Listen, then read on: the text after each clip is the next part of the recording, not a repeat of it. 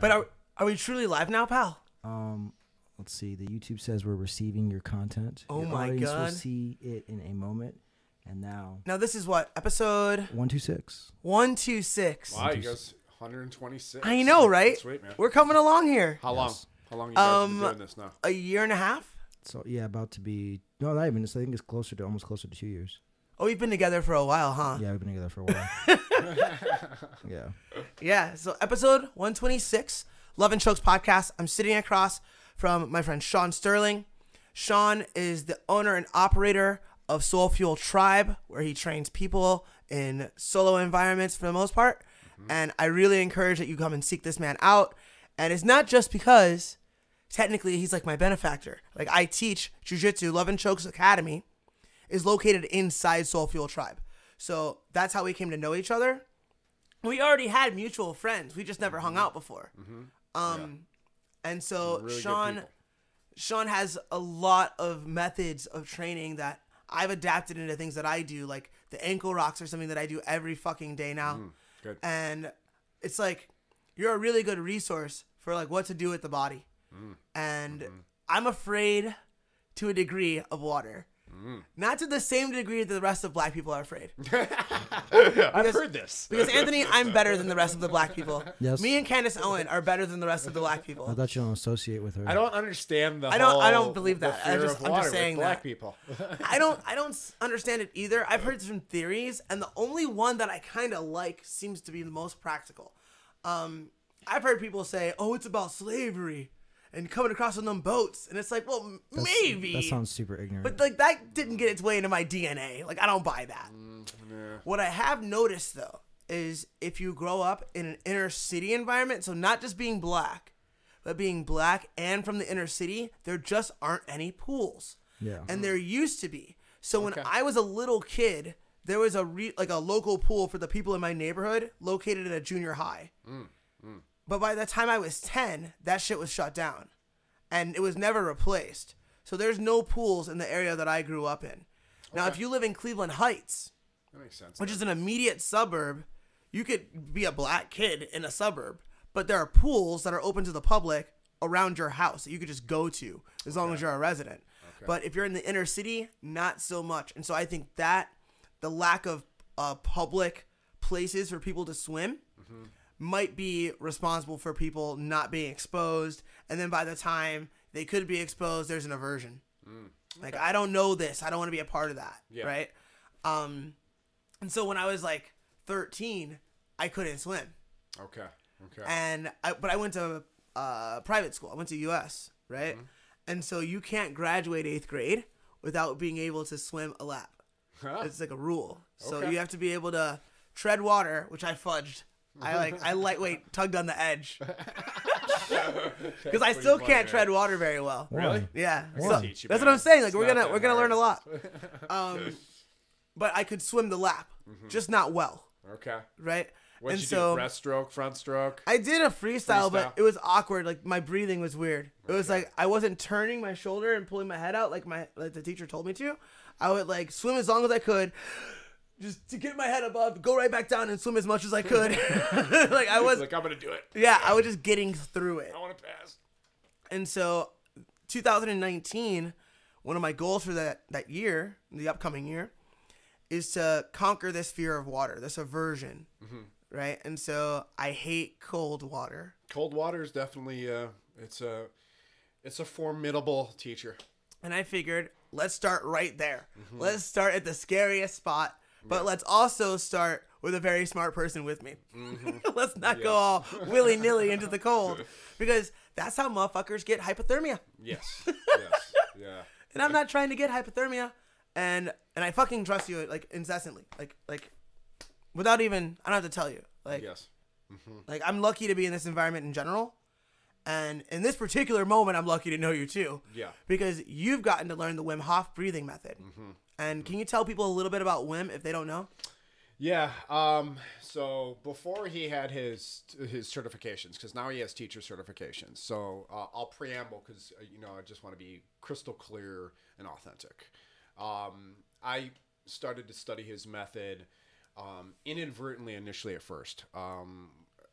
one of my closest friends, Josh, he has been doing cold water immersions and polar bear plunges for, I don't know, probably like 10, 12 years or something like that, right? So for a long time, I just was like, man, you're fucking crazy.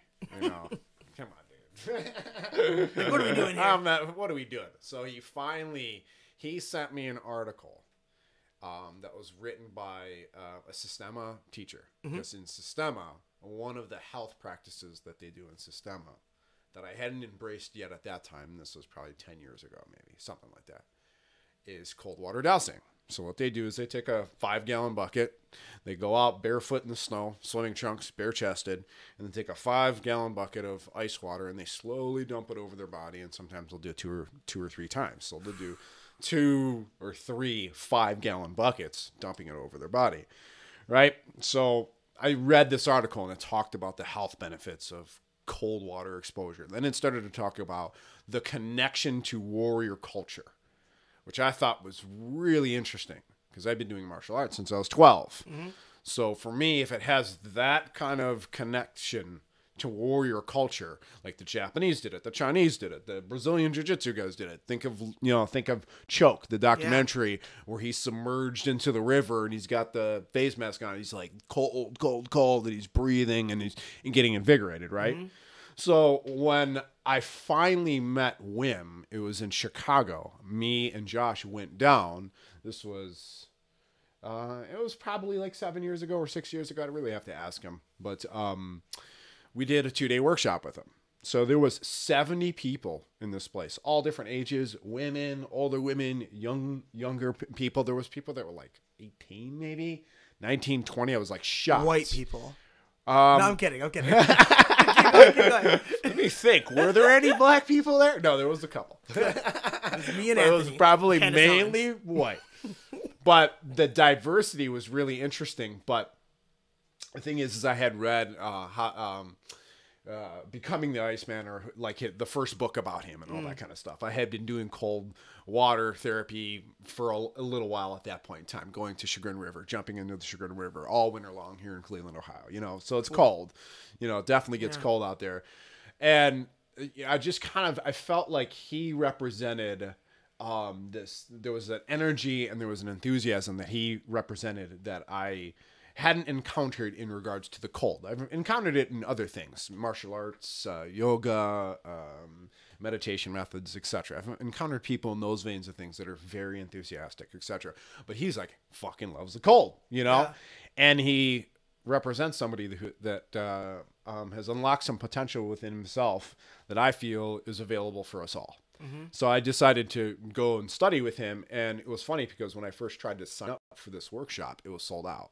Josh had gotten in. I was like, fuck. So I contacted these people and I was like, man, put me on a waiting list if there's any way I can get in. A week later, they emailed me back. They were like, oddly enough, we've had one person cancel, so you can come. Destiny. So I was like, that's an interesting sign. But when Wim comes into the room, you know, his flight was delayed or late or whatever. We did all this stuff. It was like half the day with his teacher, Michael, and I can't remember the other gentleman's name, but there was a couple people that took us through some practices, right? Like Qigong and some stuff that I've already done and some yoga practice and stuff because they were like, Wim's flight is delayed. He's not going to get here till 3 o'clock, 4 o'clock. He comes in the room and his energy is just, when you're around people that have that kind of high vibration, you can kind of tell. Yeah. You know what I mean by that? Yeah. You know, like they kind of walk into the room and you're like, this is a powerful person. Yeah. I'm You're going like, to listen to what this man has to say. So on day one, he takes 70 people and he takes us through his breathing method and some of the other components to the method. Mindset, he's talking about the science behind it. He's being well researched at that time. He's, universities are looking at him. They're like, how is he capable of doing this? It's just incredible the things that he's done. I don't know the specific numbers of, how long he's submerged himself in cold. I can't remember, but it's multiple hours in freezing degree water without a loss of core temperature. Right? Yeah. So like when you start to think about, okay, is this an anomaly? Yeah. Or is this a possibility? And I think it's a possibility. So I started to, adopt his method and start to incorporate it with some of the other things I'd been doing at that time. Systema has a whole breathing practice with it as well. Pranayama from yoga has a breathing practice with it as well. So there's other components I draw. Or do they vary at certain points? They vary at certain points to a degree. One thing that always makes me laugh with Wim is I remember Joe asked him on Joe Rogan's podcast. He was like, does it matter what orifice you breathe into? Nose, exhale, mouth, in mouth, whatever. He's like, the hole doesn't matter. Just get it in.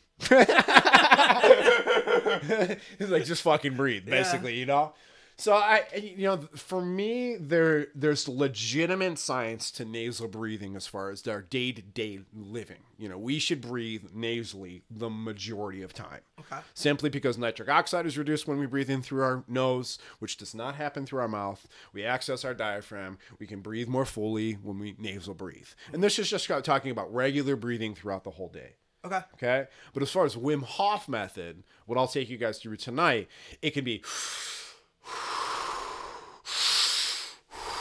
That's how you see him demonstrating it oftentimes. Initially, at first, it was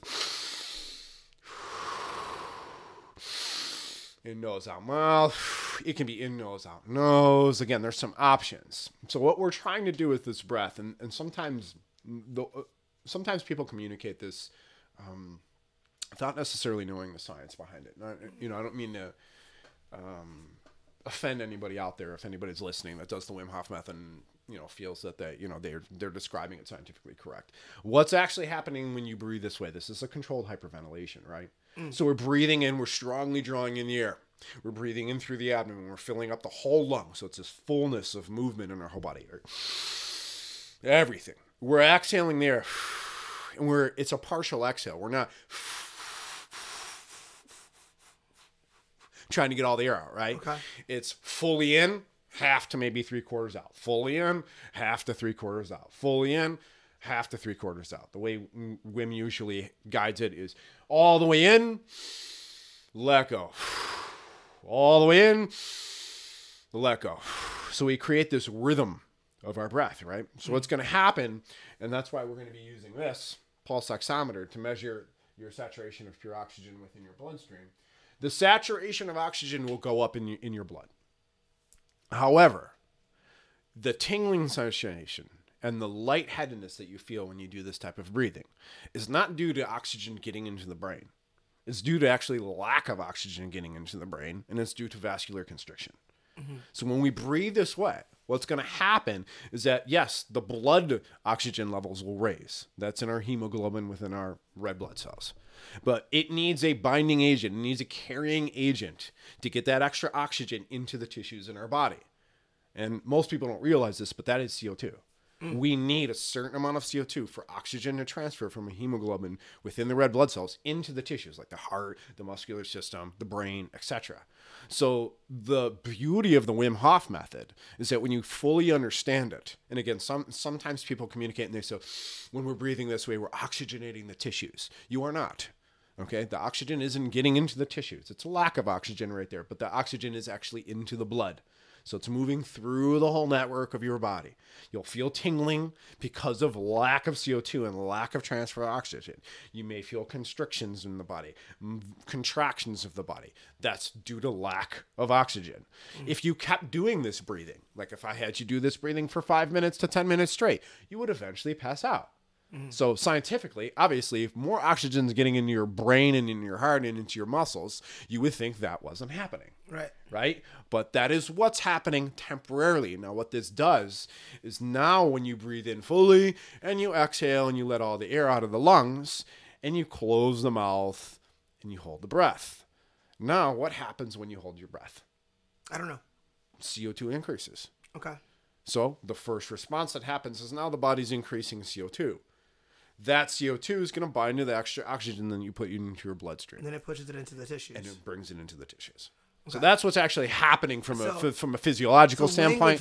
That's misunderstood often. I mean, you can look at about 1 million YouTube videos of people explaining it incorrectly. They're jumping to the end of the movie. They're correct. Like, if you do this properly, yes, blood will get to the tissues. Mm-hmm. So instead of saying what you're doing with the breathing method at the step you are doing it, they fast forward to the end of the movie we're doing this to get this result. So that's Correct. what you're doing right now. So you're charging up the blood essentially with more oxygen. That will show in the pulse ox. And the breath hold. The breath hold increases the CO2, and then that will transfer through the whole body. Now, what happens, which is interesting, when you have lack of CO2, initially first through this process of breathing, okay, lack of CO2 will increase the duration of time that you can hold your breath.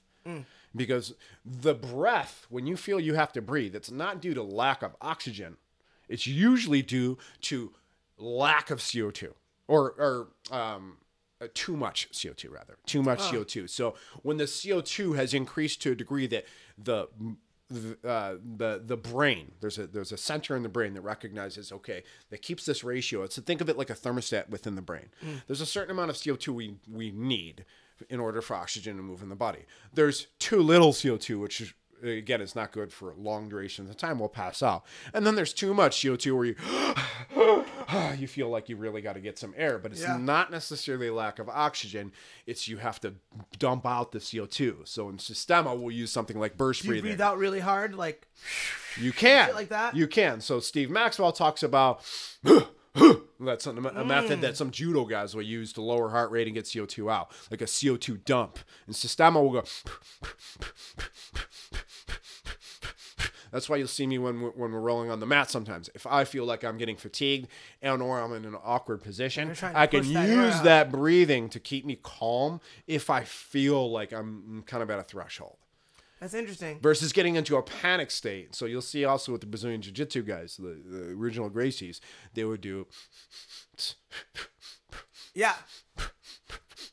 I do that sometimes because You my do it coach naturally. taught I've me noticed this. Who taught you this? that. My coach taught me that. And the phrase he used is he was like, "Oh, you're just trying to get the bad air out, so there's room for the good air, man. Like you're out of breath. That's not a catastrophic situation. You just got to get all that shitty air out of you, and then good air will start to replace it. You're not as tired as you think." And so that was the simplicity of which I approach it, and I still don't know if I'm doing it well or not. What but was it at least calms me down. I'm curious about how he taught you to do it. So like, do you remember? I could be bastardizing it into something that I ended up evolving into making it feel like I was doing it right. But like usually, if I feel like I'm out of breath, I'll try to catch myself in the moment. Like, fuck, you're out of breath. Then I'll be like, I try to push it out real fast, and then I eventually calm the fuck down. Okay, so that's interesting. 'Cause- so But, think yeah, I don't know about if it. I'm Think doing about it anything this way right or too. not. So. Well, you know I've been studying this stuff for a long time. So Yeah. studying yoga and studying the science of breath from yoga and studying pranayama and studying qigong and studying all these systems, right? Studying Systema and just looking at the whole kind of breadth of knowledge out there about breathing, okay? So when you start to get into a panic state in a fight, in a confrontation, like jiu-jitsu, right? Yeah. One of the worst things you can do is inhaling through the mouth. Think about what happens when somebody's in an anxiety or panic state. They're not nasal breathing.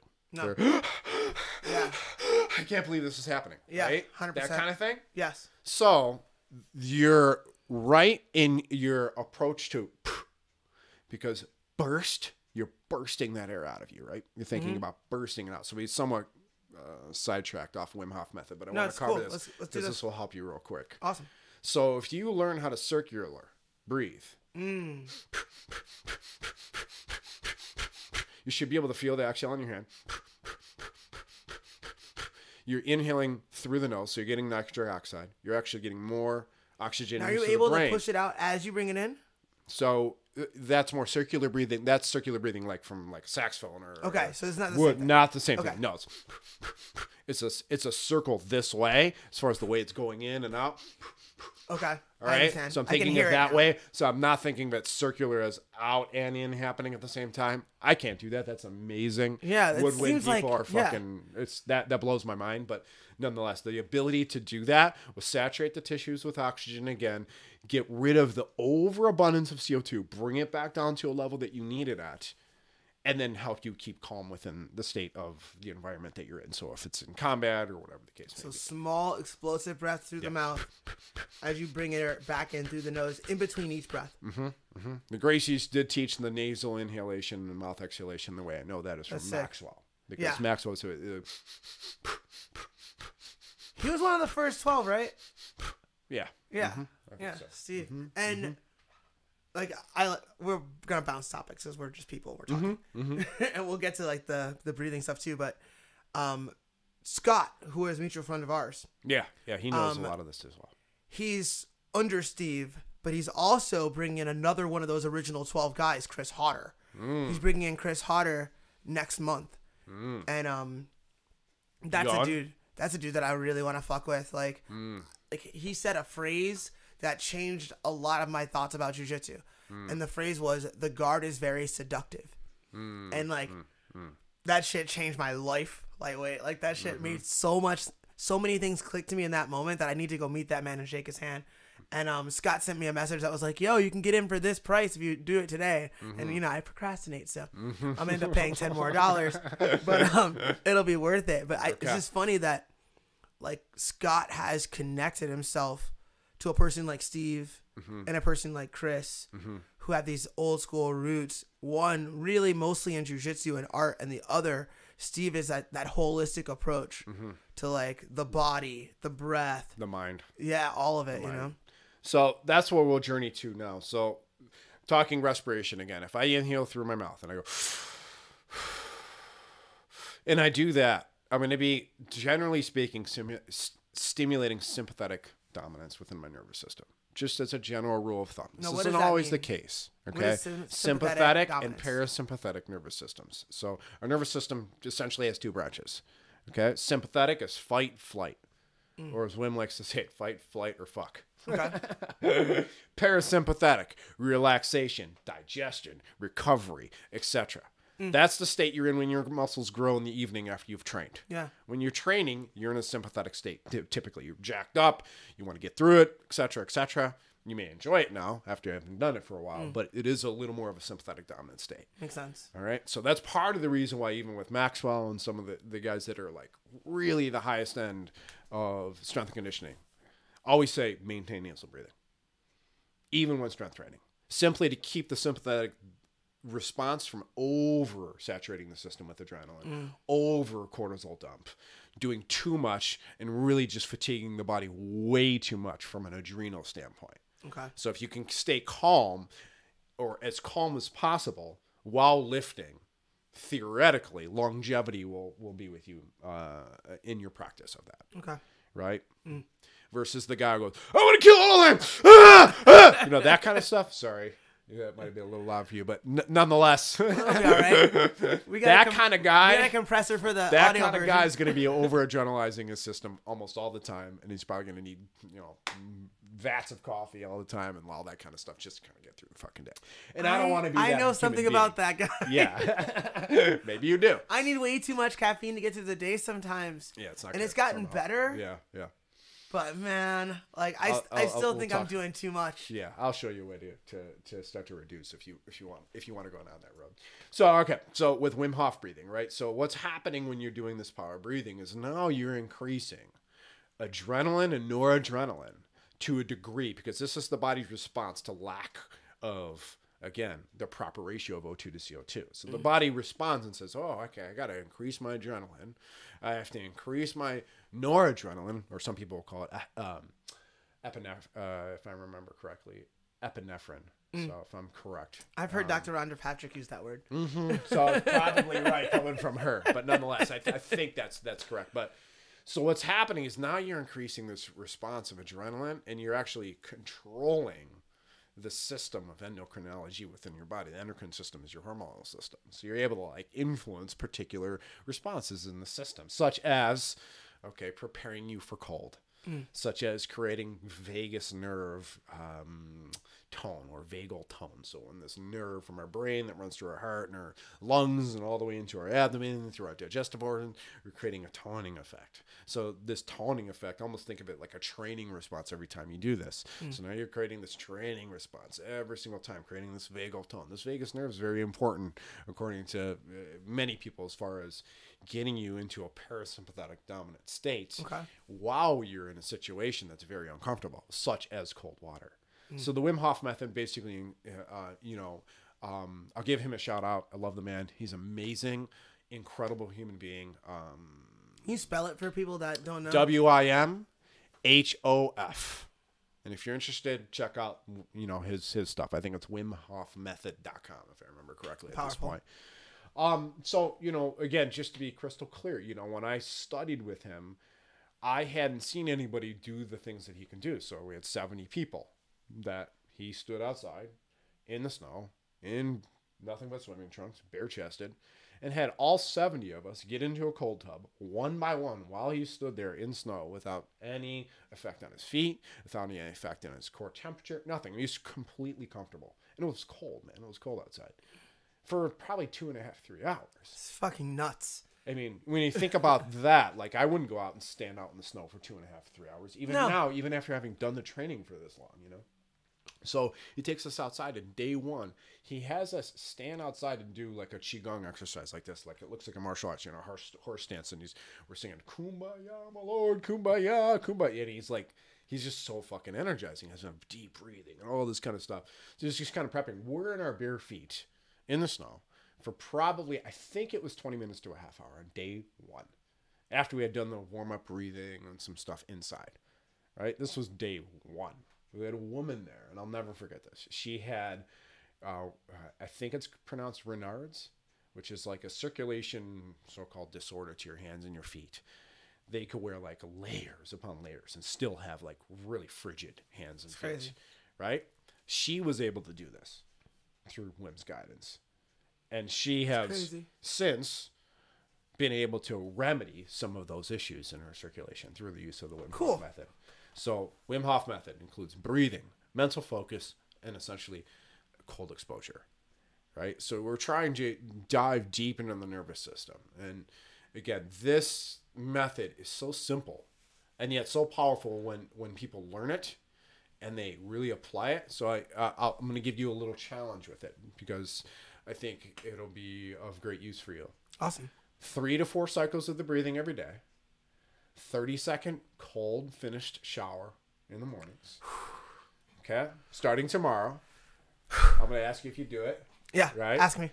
30 seconds. It's not that big of a deal. Yeah. You'll do some breath cycles in the morning. If you miss a day here and there, I'm not going to, you know, I'm going to yell at you. But 30 days straight. And then after a week of 30 seconds, try a minute. After a week of 1 minute, see if you can go a minute and a half. Right? And maybe you just, you know, go up to 2 minutes after the 4-week mark. See if you can keep your breathing calm in the shower. You will not be doing the Wim Hof breathing in the shower. You will not be doing because you could pass out. Respect. Okay? And again, important to remember. 4 people have died from the Wim Hof method that I know of from doing Wim Hof method in water. From doing the breathing, this fast, repetitious breathing. And they drown? And yes. And even he says, no, you do not do this in the shower. You do this prior to the shower. This gets you prepared. So 3 to 4 cycles, if at minimum 2 cycles in the morning. I'm going to take you through it today so you'll know it well. All right? Get into bathe yourself warm. Do your thing. Like actually be clean. Do your thing. Then go, fuck it. I'm turning it all the way cold and I'm going to finish 30 seconds cold. Now, I'm asking you to do this simply because what's going to happen. So we'll talk a little bit about the health benefits of cold therapy. I won't dive too deeply. People can look online. There's about 1 million articles about this. But so what happens is when you get into the tub tonight, when you go into that cold tub, from that standpoint, the cold water is going to create a vascular constriction through the whole body.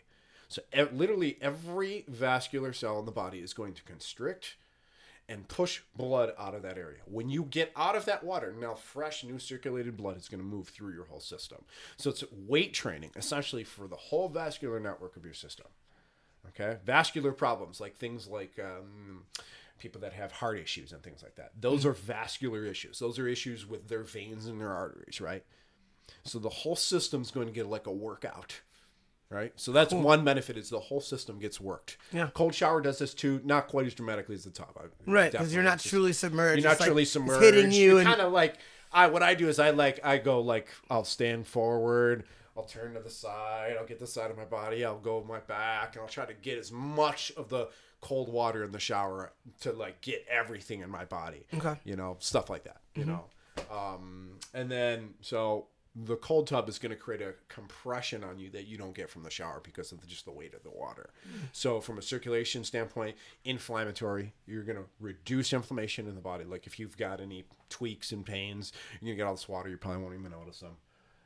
From that standpoint, again, from an inflammatory standpoint, there's nothing better than cold water, in my opinion, as far as reduction of inflammation within the whole Makes system. perfect sense. Right? That's why they ice Right? everything, right? And then from a hormonal standpoint, okay, the hormones you're going to be increasing your testosterone in response to the cold. So the body. That's dangerous to do, Sean. But then again, Maybe you I don't carry need a any more purse. testosterone. I carry a purse, so maybe I need a lot more. Maybe we need to do this like 3 or 4 times Maybe tonight. it balances you out. I don't know. But so it has a really positive effect on hormonal balance. So it has a really positive effect on increasing testosterone. There's been some research that shows that the cold water exposure increases your metabolic rate up to about 300%. Now, does it raise testosterone in women as well? It raises the hormones that have to do more with vitality. So in women, it wouldn't be necessarily a raising of testosterone. It would probably be, and this is not gonna guess, and we can like look up the science if we're interested, but it'd either be progesterone or estrogen. Okay. It would balance those out. Cool. Okay, too much testosterone in a woman wouldn't be ideal, right? You know, think about like women that use steroids that you know, Yeah, they get like the jawline and they start to look like dudes. You Yeah. know? Like we don't necessarily want that, but yeah, no, they won't get any of those effects from the cold. okay. Water. Yeah, the cold water will not make me into a soy boy. Yes.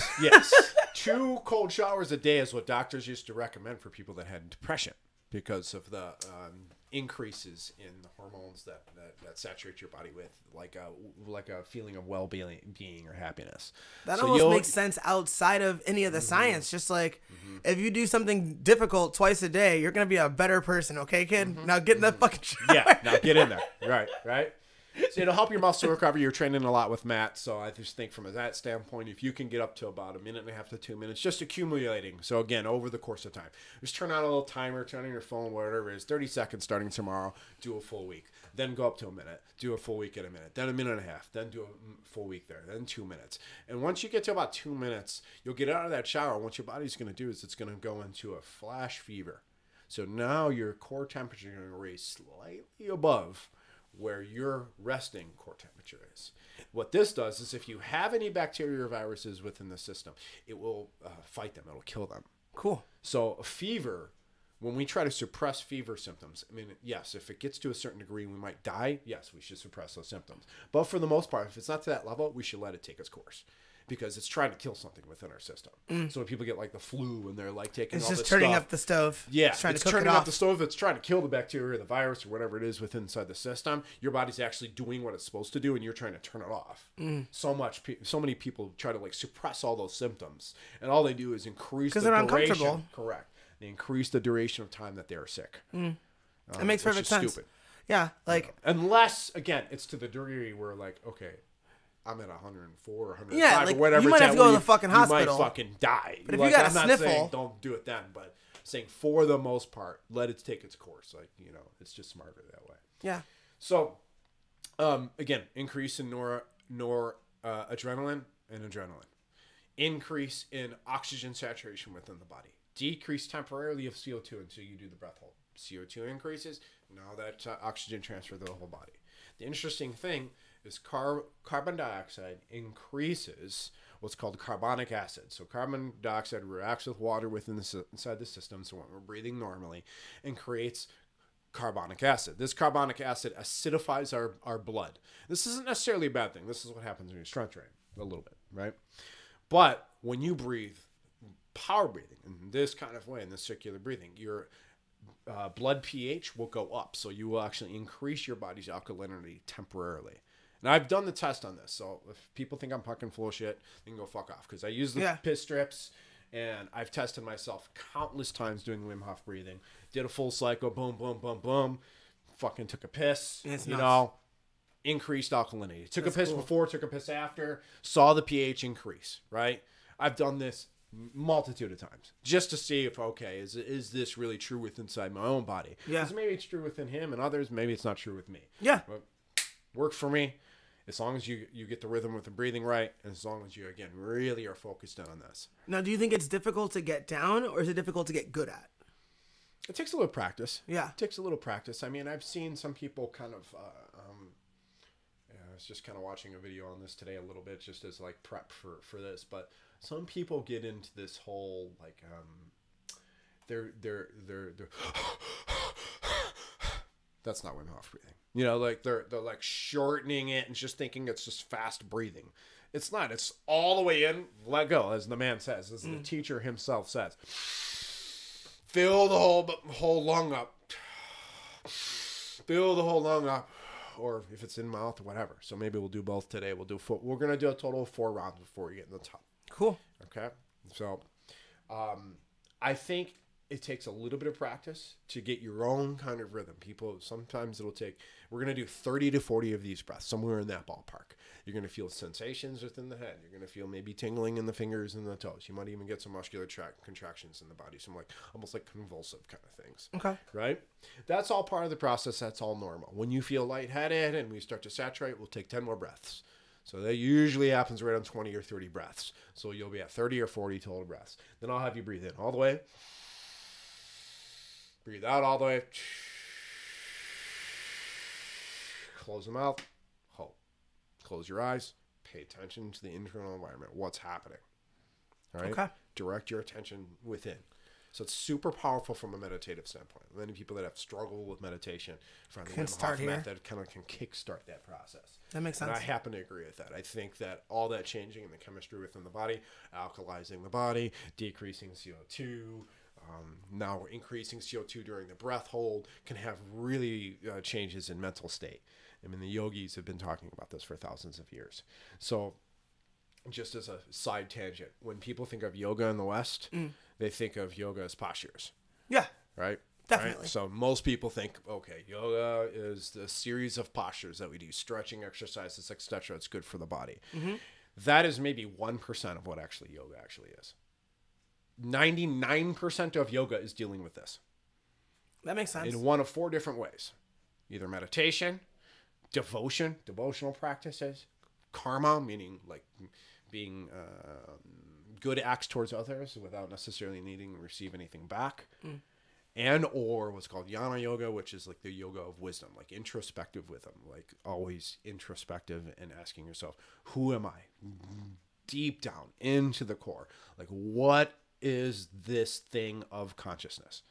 So if you listen to Sam Harris, which I know you do and I know Matt does, there's one constant variable that all of us share to a degree, right? We all know, like if I ask you, are you aware right now? I would say yes. You'd say yes, right? Mm-hmm. But if I ask you, does Jesus Christ exist? I would say I don't know. Correct. And I don't mean that as offensive to anybody out there that might be Catholic or Christian or whatever. Yeah. Not. It's not what you believe. It's what you know. Correct. So we all are in a state of, we all are conscious. We all share that field. Method of meditation, Wim Hof method, turns your awareness to that field.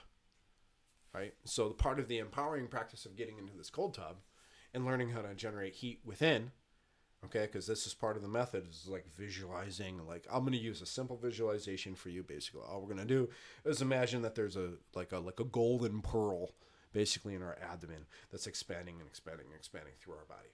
Okay. Moving through all the tissues and moving into our limbs to allow you to just place a mental focus in on allowing heat to increase in your body to maybe possibly help you resist the urge to get out of the cold water rapidly. Mm-hmm. We won't stay in there for too long. I might stay in a couple minutes just to demonstrate. Cool.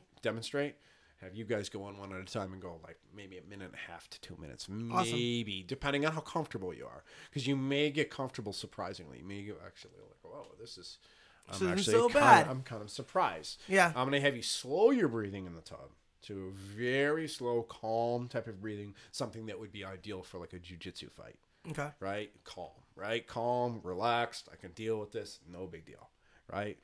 If you feel like you need to increase your respiration a little bit, I have no problem with that. If you feel couple good long breaths, no problem. But we're not going to do the cyclic breathing in there. I don't want you to accidentally pass out. Yeah. Okay? I will sometimes do it because I've got a grasp of this. You know, I've been doing this long enough. You know if you're like about to tap know, or not. Like I know. Yeah, exactly. I wish I would have fucking known this 3 years ago when I injured my elbow. Seriously. Yeah. Like sometimes I know in the cold water better than I do against a physical human being where I'm like, fuck, this dude just fucked my arm up. You know? It's crazy.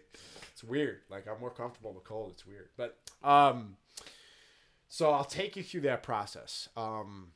So questions, you know, before we kind of move on. No, I'm experiencing anxiety. I'm scared now because now it's on. Like now it's on. And so now I'm a little bit shook, but I think that, I think we should get after it. Anthony. What are we at time-wise? Yeah.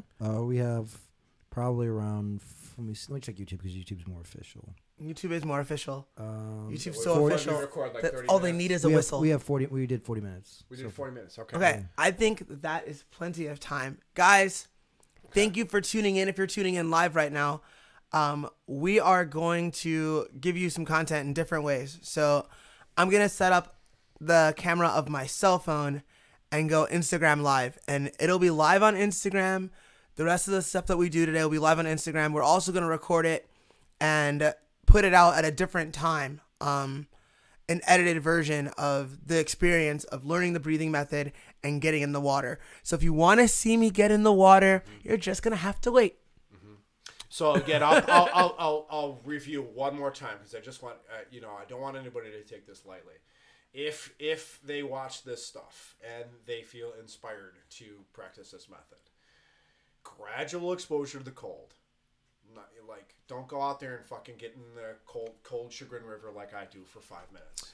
You'll be dumb and you'll be dead. It's not smart. I can stay in there for 10, 15 minutes, but that's after years and years and years of fucking doing this. You know, like this is like, I treat this very seriously because I don't want anybody to make any bad mistakes and, you know, I got somebody dying on my consciousness, you know, like be safe. Number one. Number two, never do the breathing exercises in the water. Slow your breathing down. Stop the mammalian diver reflex, the shock response that you're going to get when you get in the water. Because what happens when most people go into hypothermic shock is usually they fall in the water and then they start, oh my God, right? They freak the fuck out. Now what happens at that point is now their core temperature drops more rapidly than it would if they were calm. If you're calm and you fall into that water, you choose to go into the water. Okay, slow down. I'll be okay. You know, you have to center yourself. If you're choosing to get in the cold, a little easier. If you fall in the water, not so easy. But if it does happen, you got some time. You got some time. If you're in 40-degree water like we're going to be in tonight, you do have some time. You know, hypothermic shock won't set in if you don't panic for a while. If you do panic, it'll set in very rapidly. Noted. Right? Yeah. First sign of hypothermic shock, you start to shiver. Your body starts to do this. Try to get out of the water. If you're going into the water willingly and you're trying to practice this method maybe from inspiration from this, definitely check out WimHofMethod.com. You know, definitely look into his stuff. I am not a certified instructor. I'm not here to lie and say I am. Some people out there are like, oh, you know, blah, blah, blah, blah, blah. I'm going to be very transparent. I studied with him before all that was available. I learned his method. I've developed a comfort with it. I can teach it. I do teach it. I show people it because I think it's fucking powerful. Yeah. And I don't think, since I've been doing other breathing methods for a long time, there's a spin that I put to it where there's other elements that I'll draw into it that I think are possible good additions. They're not necessary, but they're possible good additions, and they may offer some another alternative for people as far as understanding really the methodology of breathing. Because if you just practice Wim Hof method, you're going to get some benefits. But if you practice other things like slow breathing and more meditative kind of state breathing and like square breathing, like we talked about on the first I've done that a bit. Slowing things down, burst breathing and Systema. If you start to explore this system, you know, if you start to explore the process of breathing, it's fucking deep, man. It goes real deep. You can live without water for, 3 days? Yeah. Right? You can live without food. I've lived without food. I did a 15-day fast. So Fuck. Okay, you can live without food for a while, right? And the more adipose tissue you have on your body, fat, you probably live for 30, 40, 50, 60, 100 days, right? I mean, it's possible, right? Because you have the extra nutrients within the system. I don't want to say it's good for you, but it's possible. Without air, you got a couple minutes, buddy. Mm-hmm. You know, and the better you breathe, the rhythm of your breath determines the fucking rhythm of your life. Mm. It is that deep. If you can slow your breathing down, you will live longer. One of my teachers used to say, if you breathe half, you live half. Yeah, that makes sense, man. Right? It controls all other functions within the body. It's like So as important anxious as right drinking now. fucking water, you know? It's like drinking water, man. Like, you can't live without drinking water. It's that fucking important. But no one has to And teach you how to nobody drink water. Nobody talks about it. You know, I mean, more people are talking about it nowadays because of Joe Rogan and Tim Ferriss and all. No these one teaches you Wim how to Hof breathe, being on and there no and one other teaches you people about and blah, blah, blah. how much water you need unless you seek that information out yourself. Yeah, so And if it's you so want to vital. learn the depth of breathing, I teach workshops. I'm just going to throw it out there. I teach workshops. throw here it at out there, dog. Yoga studios out around town. If you want me to run a workshop at my own space, which, you know, this is the little office with my base in the corner and shit like that. But this I is don't the whole think- school. What are you talking about? Yeah. We wrestle right here, man. That's where jiu-jitsu happens. We got a whole fucking thing back there. Got about 4,000 square feet. But nonetheless, if you want to learn about breathing and you want to learn about the depth of how to apply it to strength and conditioning, if you want to learn about how to apply it to martial arts and combat, if you want to learn about how to approach it to mindfulness and meditation, I can show you these things. You know, I've been down this fucking pathway a lot. You know, like I'm no slouch in this way. Yeah. You will not find too many people that have dived as deeply into this subject, at least in the Cleveland area, as myself. Respect. Right? So check out soulfueltribe.com. Yes, do Me that. on Instagram, Sean Sterling, SHAUNSTRLG on Instagram, Soul Fuel Tribe on Instagram. The same too on Facebook. And that's about all the fucking shit I do as far as social media. So those are the only two places right now. To That's find me enough. as You far don't as need that. anything else. Yeah. I mean- people are like, what's the new one? What's the newest? Snapchat? No, I don't want to do Snapchat because that's the youngin stuff. What, LinkedIn? There's Twitter. Twitter. So, I mean, it's not new, but you know, people are always Just like, stuff you don't Twitter. use. Yeah. I Twitter, don't do Twitter. Do you do LinkedIn. Twitter? I do Twitter for me. I don't do Twitter for Love and Chokes. Okay.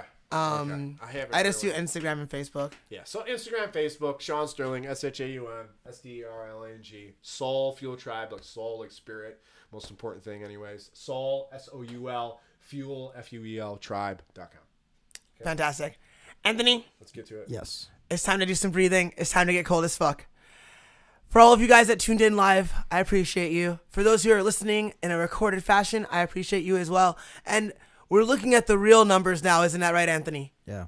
We know about the real numbers now. Like, Apple changed its shit. And now we can see, like, not just how many downloads there are. We know if you're really listening. Yeah. We know if you fuck with us, and we know where you live. There you go. Goodbye, Internet. XOXO.